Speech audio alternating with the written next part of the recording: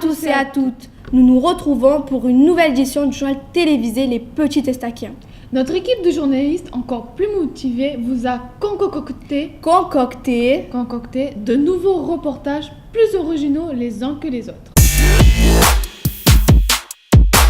Nous allons vous proposer un reportage sur l'inégalité homme-femme, réalisé par Guillaume, Sofiane et Lorenzo. Mais ce sont des garçons qui parlent d'inégalité homme-femme. Mais il n'y a aucune fille dans leur groupe. C'est plutôt sexiste, vous ne trouvez pas ?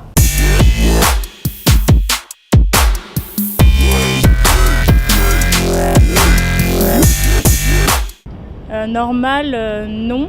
Mais on ne peut pas demander non plus à une société d'un changement immense comme ça en peu de temps, en fait. Ouais, c'est pas normal, c'est désolé, mais c'est bête. On peut pas dire qu'une femme, parce que sous prétexte qu'elle est une femme, qu'elle doit rester dans une maison, quoi. Donc. Ah non. Déjà par moi, je ne risquerais pas de rester au foyer, même quand j'étais jeune. Je ne suis pas dehors, je suis malade. Il y a 70 ans que je suis là, mon petit. J'ai fait 18 ans, j'ai 88.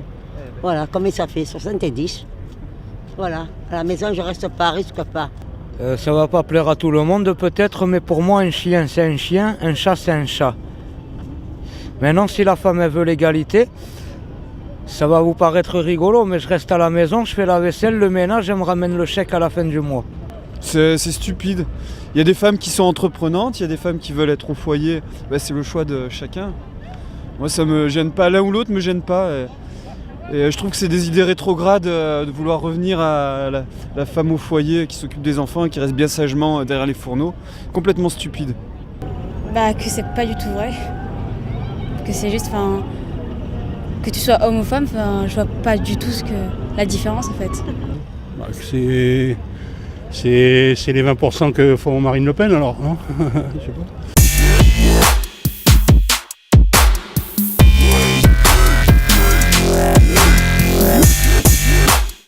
Un homme peut être de la même façon payé qu'une femme, tu vois, parce que c'est un discours un peu cliché, mais on est vraiment égaux. Non, c'est pareil. Ouais, c'est pareil. Normalement, il me semble que tout le monde doit être payé correctement pareil. Donc, je trouve pas ça normal, non. Je pense que ça vient pas du sexe de la personne, ça vient de ses aptitudes ou non. Et il n'y a pas... Bien sûr, les femmes sont en général plus aptes pour telle ou telle chose, quand même. Il y a une certaine sensibilité, disons. Mais globalement, après c'est une histoire de caractère. C'est complètement stupide de ranger les femmes et les hommes dans telle ou telle case, je trouve.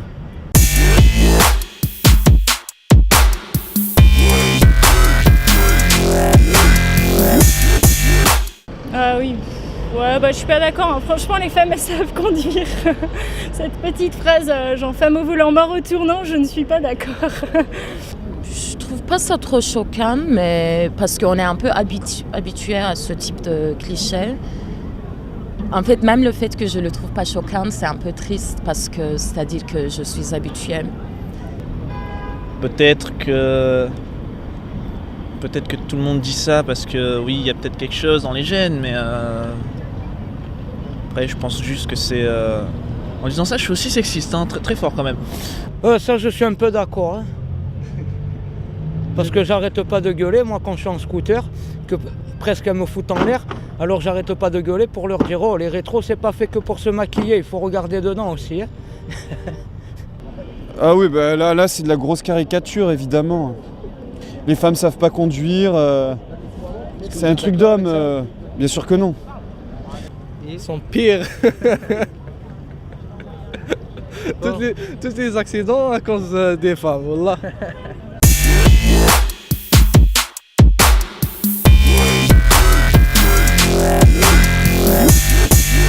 Je suis pas du tout d'accord pour ce genre d'affiche. On veut pas que la femme soit soumise, mais l'homme non plus n'a pas à être soumis. Et pour moi, c'est vraiment l'idée que l'homme est une marchandise aujourd'hui, ou l'homme est une marchandise, et j'aime pas ça. Mais moi, je crois vraiment qu'on est des êtres humains en fait, peu importe homme-femme. Donc on est égaux, et je pense pas que la lutte contre les inégalités puisse se faire en rabaissant les hommes. Non, il faut qu'on soit vraiment ensemble, hommes-femmes, et lutter contre tout ça. Bien, d'un côté, elles ont peut-être raison de faire ça, parce que elles ont toujours... Enfin, elles ont raison, je sais pas si elles ont raison, mais elles inversent un peu les rôles, quoi. Et en disant ça, je suis un peu sexiste, quoi. Après, je pense que chacun, il fait... Si quelqu'un il a envie d'être objet, c'est son droit. Si quelqu'un il n'a pas envie, c'est son droit aussi. Alors voilà, le genre de truc qui m'énerve. Le genre de truc... J'ai envie de brûler ces affiches. Parce que voilà, nous aussi on peut être traité comme de la marchandise à l'occasion. C'est à notre époque de marchandiser le corps, l'être humain. De le créer comme d'en faire une marchandise, une denrée. Non, c'est insupportable. Non, j'accepte pas. C'est quoi que tu acceptes pas? Je fais pas. C'est moi le capitaine. C'est toi le chef. C'est toi le chef. Le chef de la maison. Ouais.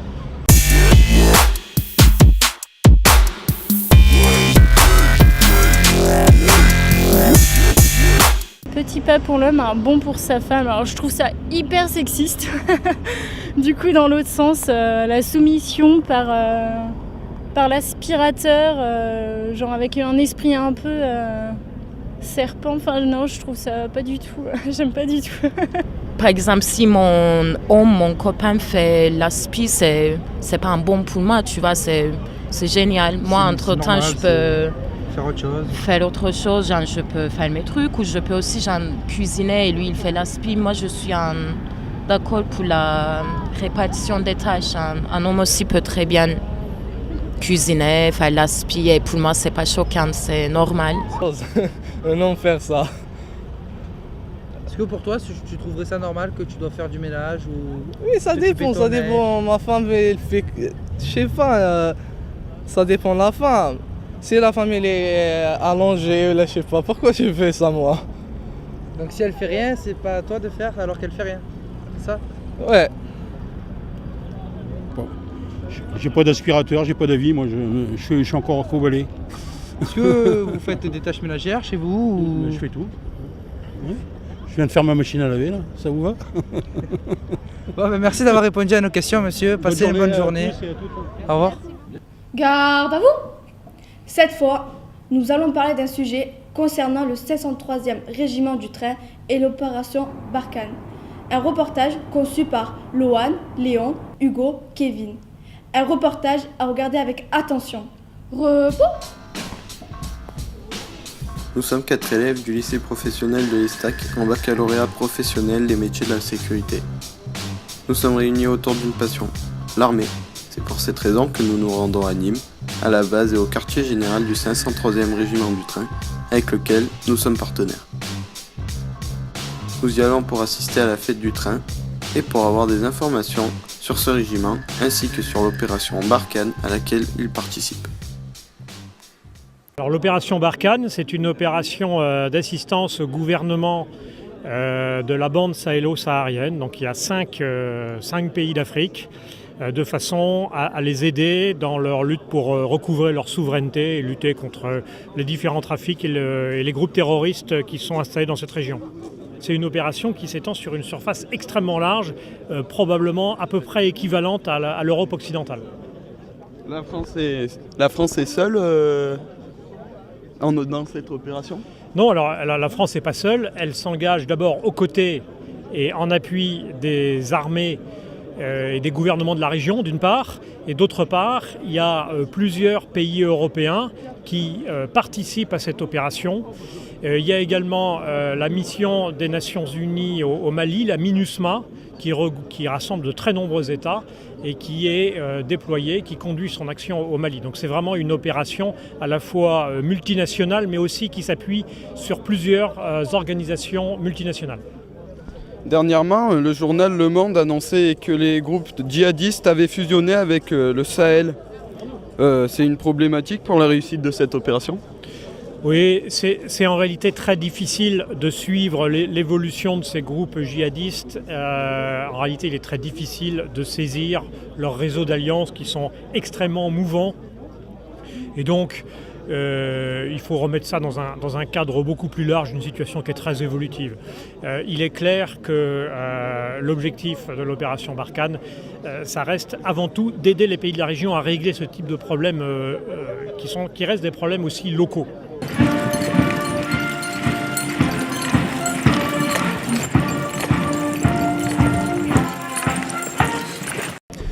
Bien, le 503e régiment du train, ce sont d'abord des hommes. C'est 1000 hommes, 1000 combattants logisticiens qui sont installés à Nîmes depuis 2011 sur le quartier El Paras.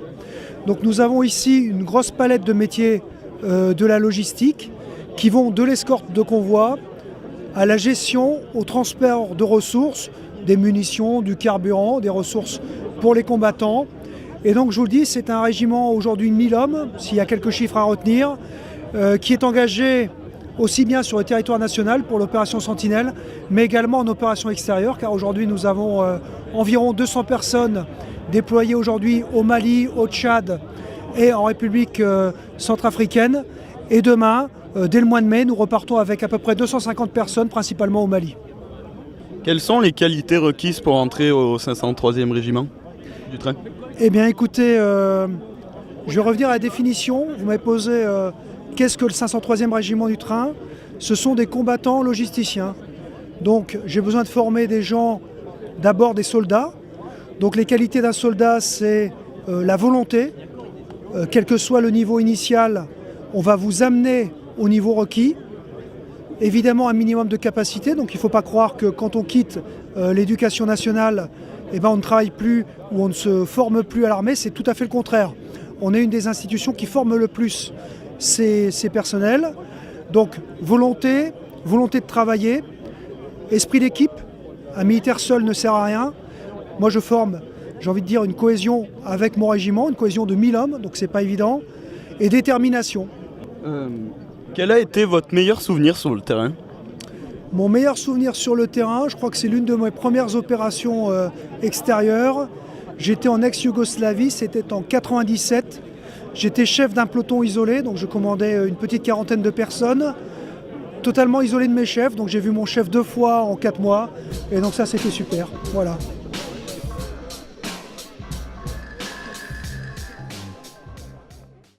Pour notre 3e reportage, Camille, Clara, Cynthia et Mélina vont vous parler de la PJJ, Protection judiciaire de la jeunesse.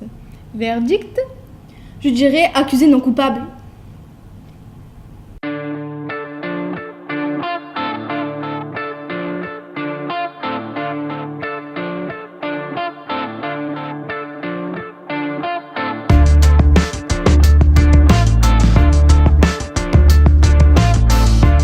La PJJ, c'est la protection judiciaire de la jeunesse, qui est un service du ministère de la Justice. Donc la protection judiciaire de la jeunesse a pour mission l'action éducative auprès des mineurs délinquants. Donc le texte de référence, c'est l'ordonnance du 2 février 1945 qui va poser le principe de la primauté de l'éducatif sur le répressif.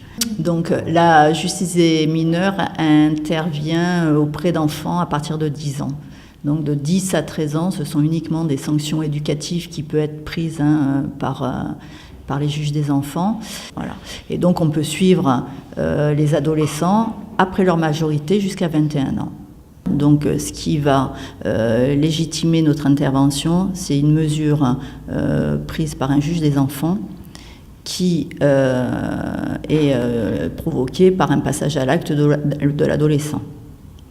Donc à partir de là, le juge des enfants va demander l'intervention de la protection judiciaire de la jeunesse qui, par rapport à une évaluation de la situation du jeune, va aider à une prise de décision du magistrat en fonction et de la situation du jeune et de son évolution au moment où il va passer devant la justice des mineurs. Le métier d'éducateur, il est très riche en fait. Il peut être très difficile. Pourquoi? Puisque donc les jeunes qui sont amenés à être suivis aussi à la PJJ sont souvent dans des carences éducatives importantes, avec aussi un état de souffrance. Donc le passage à l'acte est parfois le reflet justement de cet état de souffrance.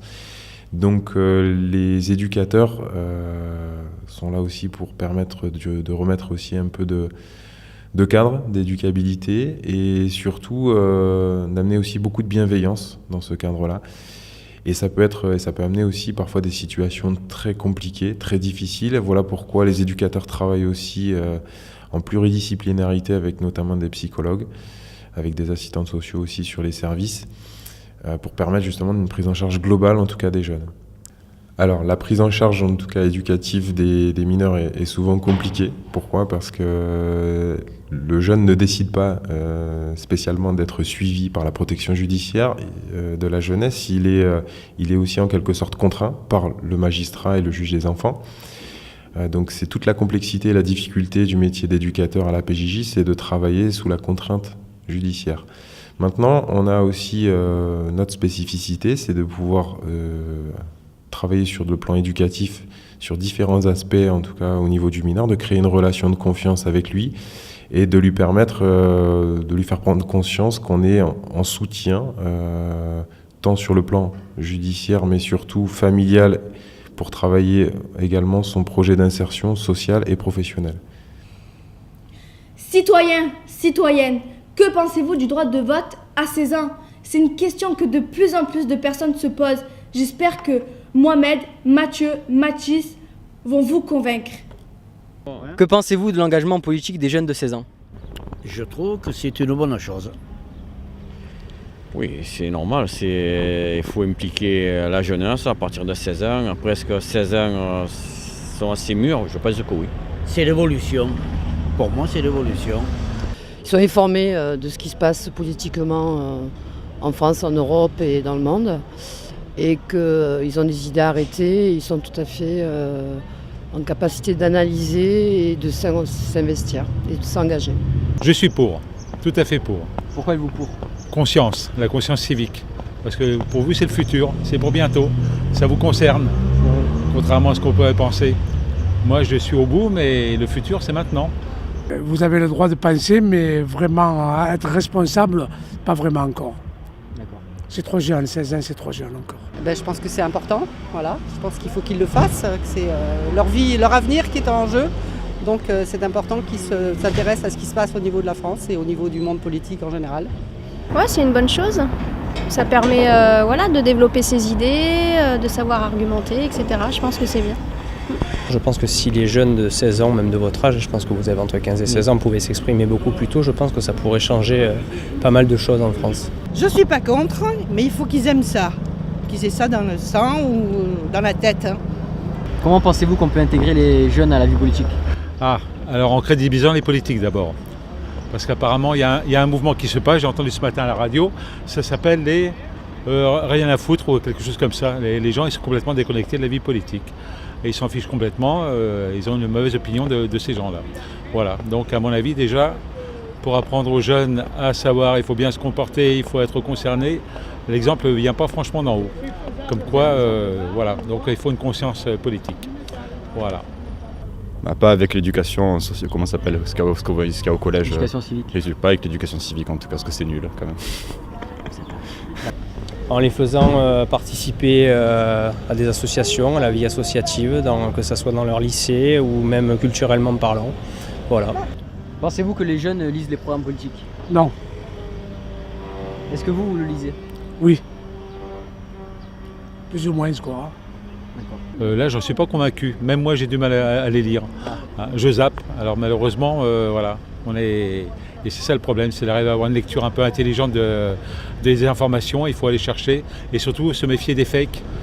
D'Internet, il faut avoir une lecture intelligente et il faut apprendre à discerner le bon grain de livret. Il faut savoir faire le tri. Non, moi-même je le lis pas, donc je lis vite fait quand même pour me renseigner. Je me renseigne plus sur Internet qu'avec les programmes. Pas trop leur faire confiance. Pensez-vous que les jeunes lisent les programmes politiques ? Mais je ne sais pas vous dire. Oui, peut-être un peu, oui. Sur Internet, peut-être avec Internet, peut-être qu'ils ne vont pas acheter un journal, une revue, mais peut-être par Internet ou quoi, ils vont lire. Oui, ils s'intéressent, oui. À part, bien sûr, certains oui, d'autres peut-être un peu moins, mais bon. Et vous, vous intéressez ? Personnellement, pas trop. Et dans votre entourage ? Il y en a. Ça fait à peu près moitié-moitié. Oui, c'est un peu ça. Ah, c'est ça. Moi non plus. C'est mon mari qui s'occupe de ça. Mais j'ai mes petites idées quand même. Hein. Mais à cet âge-là, je ne crois pas qu'on puisse avoir des idées bien fondées quand même. En étant jeune, auriez-vous voulu avoir le droit de vote à 16 ans? Tu peux Moi, à l'époque, pas forcément parce que j'étais pas très engagé, mais bon, c'est pas forcément le cas de tout le monde. Je peux pas représenter tout le monde. Il y a forcément des gens qui sont peut-être plus matures et donc qui pourraient être avoir une responsabilité dès 16 ans que moi je n'aurais pas eu.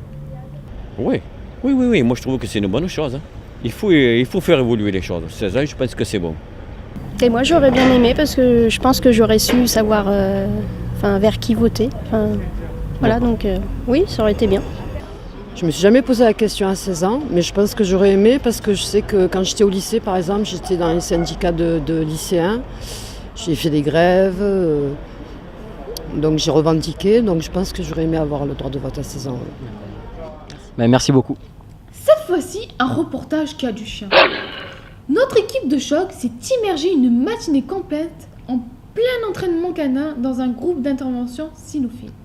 Un sujet au poil pour des passionnés. Corentin, Romain et Hugo vont vous faire revivre ce moment.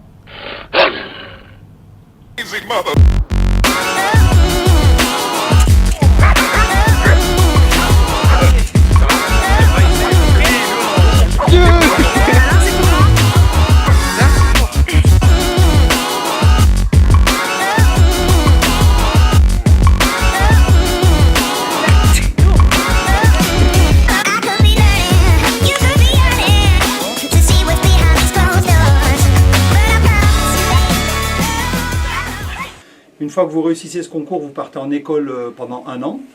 Une fois que vous sortez de cette école, vous choisissez une affectation en France et il vous faut à peu près 2 ou 3 ans en unité territoriale pour être titulaire. Et une fois que vous êtes titulaire, vous pouvez postuler pour être maître de chien. Donc c'est un long parcours. Il faut surtout rentrer en gendarmerie d'abord parce qu'on aime la gendarmerie et pas parce qu'on veut faire maître chien parce que les places sont très très chères. Où sont les différentes brigades de la cynophile? Pour parler plus particulièrement des Bouches-du-Rhône, toutes les équipes cynophiles, par choix de notre colonel, ont été regroupées à Salon. Donc les 5 équipes cynophiles des Bouches-du-Rhône sont implantées à Salon. Combien de chiens comptez-vous ici et quelles sont leurs spécialités? Alors actuellement, nous comptons 6 chiens. Nous allons passer à 8 chiens avec une affectation d'une collègue le mois prochain. Donc dans nos spécialités, vous avez 2 chiens de recherche de personnes et d'attaque. Vous avez 2 chiens de recherche de produits stupéfiants, d'armes et munitions et billets. Vous avez 1 chien de recherche de produits stupéfiants et billets. Et vous avez 1 chien de recherche de produits accélérateurs d'incendie. Et donc les 2 futurs chiens qui arriveront le mois prochain, ce sont 2 chiens d'explosifs, un recherche d'explosifs en bâtiment et un recherche d'explosifs sur personnes en mouvement. Et que devient le chien une fois à la retraite? Alors les chiens au niveau de la gendarmerie sont réformés à peu près à l'âge de 9 ans. Après, la plupart du temps, le maître le récupère pour lui. Donc une fois que le chien est réformé, il le récupère pour lui. Mais il arrive très fréquemment parce que les gendarmes, nous vivons en HLM. Donc il est difficile de remettre un chien qui a vécu toute sa vie dehors en chenil en HLM. Donc la plupart du temps, si on a la chance d'avoir une maison, on est en maison. Autrement, la plupart du temps, on les replace dans la famille ou chez des amis.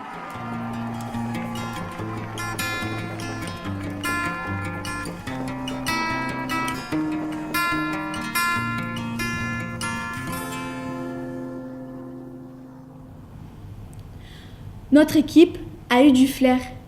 Elle a su pister quelques jeunes prodiges marseillais. J'espère qu'ils n'auront pas eu trop froid car Sakai n'était pas loin. Nous souhaitons que Théo, Matteo, Lorenzo parviennent à vous mettre des paillettes dans les yeux. Bonjour, je vais donc interviewer Madame Caroline Pizzala au stade Roger Lherbert.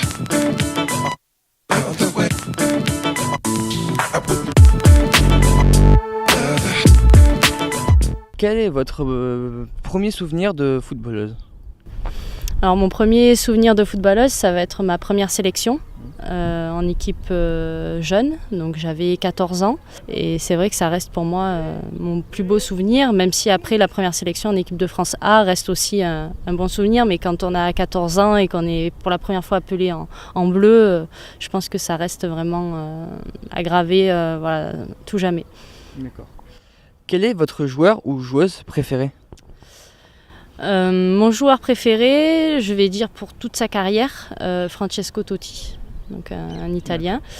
Au niveau des filles, j'ai pas forcément de joueuses préférées. Après, j'ai côtoyé au Paris Saint-Germain de grandes joueuses et je dirais que voilà, Shirley Cruz qui joue encore au Paris Saint-Germain et Camille Abili qui est maintenant à Lyon font partie des 2 joueuses vraiment qui m'ont impressionnée depuis que je suis dans le foot féminin.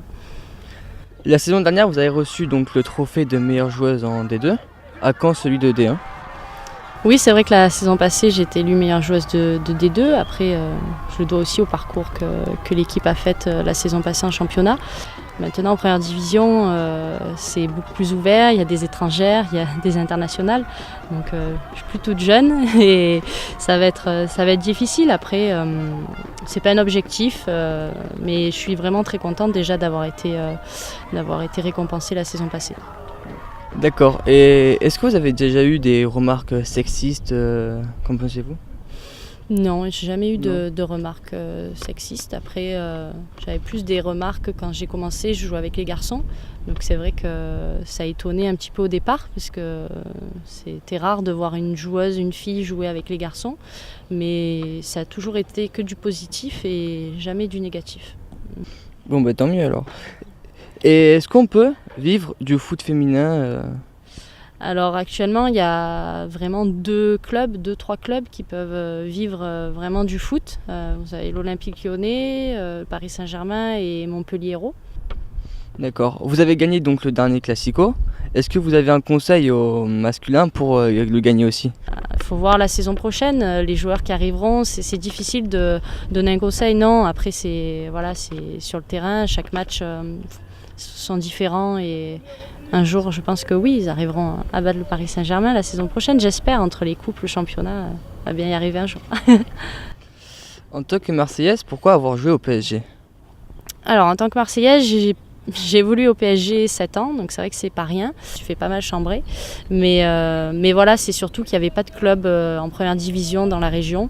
Et j'étais obligée de bouger si je voulais continuer à mener mon projet et pourquoi pas après jouer en équipe de France A. Quelle était la pire célébration ?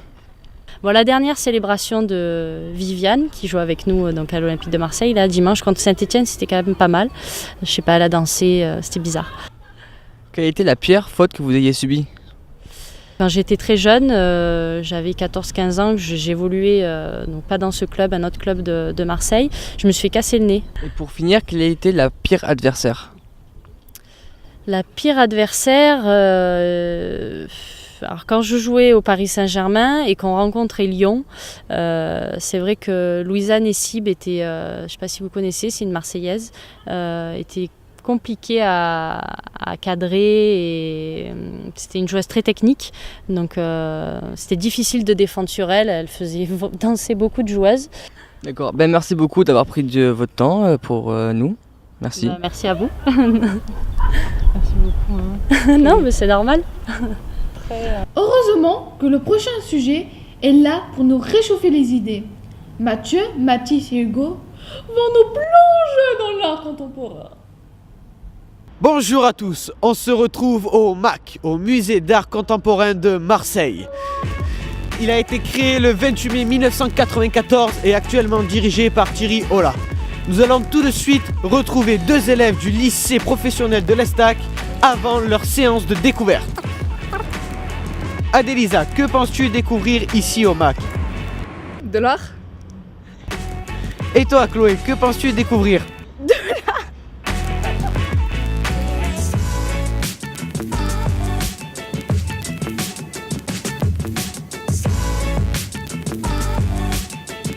Vous allez voir beaucoup d'œuvres faites à partir d'animaux ou des choses qui ressemblent à des machines ou quelque chose d'hybride.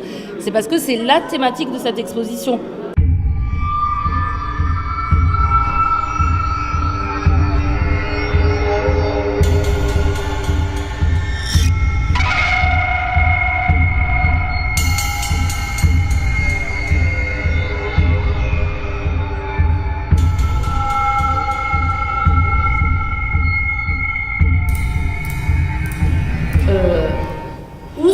passe le drame? Dans la forêt? Dans la forêt. Donc il y a une croyance collective, qui est une culture collective, commune, qui est que la forêt, c'est quand même le lieu des angoisses. Donc Annette Messager, cette artiste, elle joue là-dessus, sur toutes ces croyances communes, que ce soit les contes de fées, que ce soit les mythes. Alors Mohamed, qu'as-tu pensé de ces deux œuvres déjà découvertes? Elles sont bizarres, c'est bizarre, ouais. Il y a le truc là-bas avec les oiseaux morts. Ouais, je fais pas peur, mais je sais pas, c'est bizarre. Les artistes s'en foutent, ils s'en foutent.